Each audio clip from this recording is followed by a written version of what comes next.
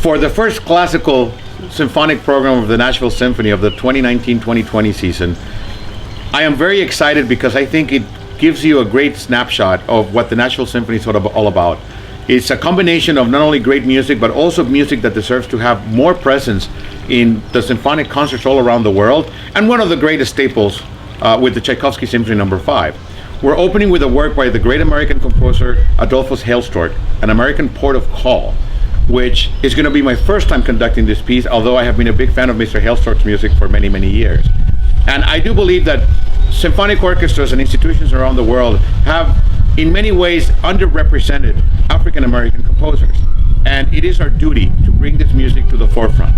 And we're very proud in the Nashville Symphony to expanding the repertoire as we have always done, and paying close attention to composers that deserve to have a bigger voice.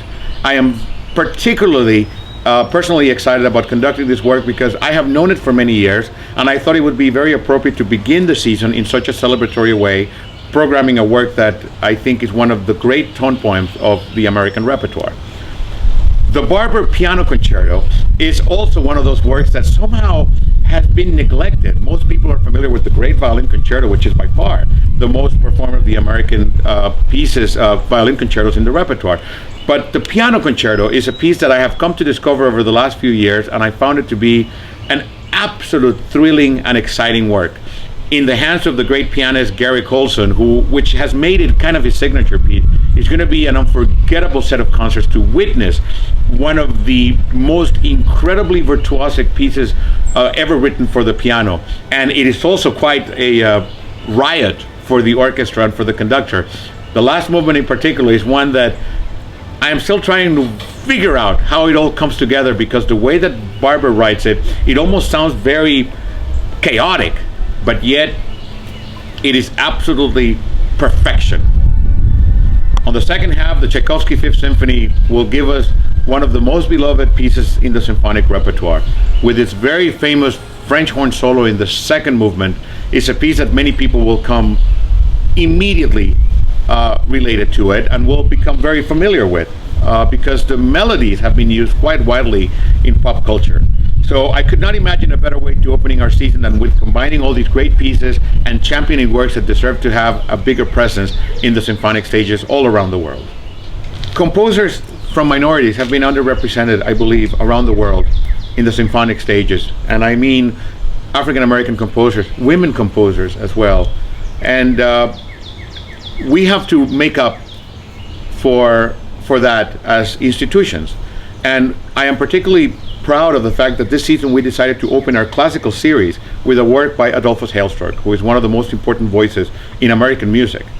And I personally have been a big fan of some of his pieces, but I have never conducted any of them. And finally, I felt that there is a need and there is a responsibility that we need to present it in our symphonic concerts, and they need to be championed.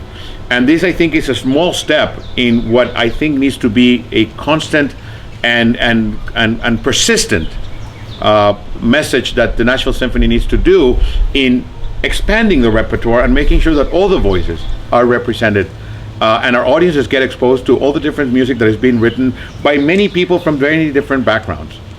So this definitely falls into the most important mission of the Nashville Symphony, which is to expose our audiences to the great music of our time, and particularly special to remind them that not all composers have the same backgrounds, and that every composer and every artist come from different points of view, and when we hear their music we tend to connect in a deeper way, because we get to see where they are coming from and what they are trying to say and what their message is. So for me, it is incredibly exciting to present a work that has been on my radar for many years, but now it is time to actually put it on the stage and have the wonderful players of the Nashville Symphony present it in a very exciting way in front of our very sophisticated audiences. I believe that composers bring different backgrounds to how they write their music, and sometimes it can be associated from their race or even their nationality or even what school they went to do their training at.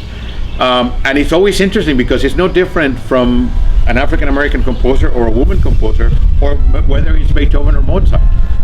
When we hear this music and we connect with it, I think it's a much deeper and very subconscious way of taking it all in. And the more we perform it, the more this music gets played in real life, I think the more the audiences will start gaining an even bigger acceptance and demanding that the music gets played more often. With Adolphus Hailstork and a piece that is titled An American Port of Call, I guess the key word here is American. And the music is very energetic. It brings colorful orchestrations, and it's something that we have come to associate with American composers. The ability to write music that pushes the envelope in terms of the technical difficulties for the orchestra is something that is kind of a common thread with American composers.